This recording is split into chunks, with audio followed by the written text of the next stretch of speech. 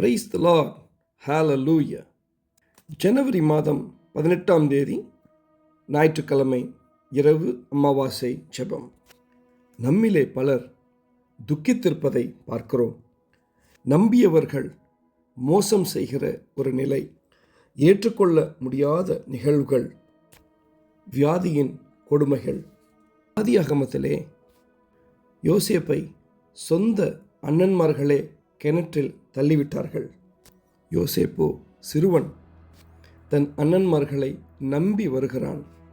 அவர்களே அந்த துரோகத்தை செய்யும் பொழுது அந்த கிணற்றுக்குள்ளே யோசேப்பினுடைய மனது எந்த அளவுக்கு துக்கமாயிருந்திருக்கும். இரத்தப்போக்குள்ள ஸ்திரீ ஓராண்டுகள் ஈராண்டுகள் அல்ல, 12 ஆண்டுகள் கஷ்டப்படுவதை பார்க்கிறோம். இந்த 12 ஆண்டுகளும் ஒவ்வொரு நாளும் அந்த ஸ்திரீயினுடைய துக்கத்தை சற்று சிந்தித்து பார்ப்போம்.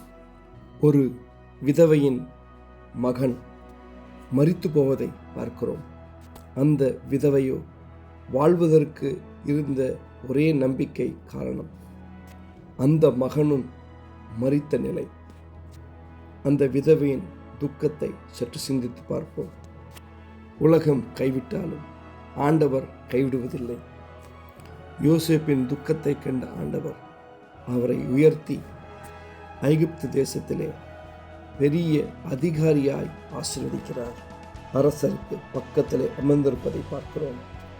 இரத்தப்போக்குள்ள ஸ்திரீ சுகம் பெற்றாள்.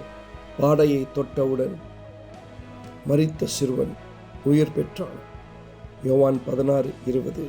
நாம் துக்கித்திருப்போம், உலகம் மகிழும், ஆனால் நம் துக்கமெல்லாம் சந்தோஷமாய் மாறும். ஜெபிப்போம். ஆமென்.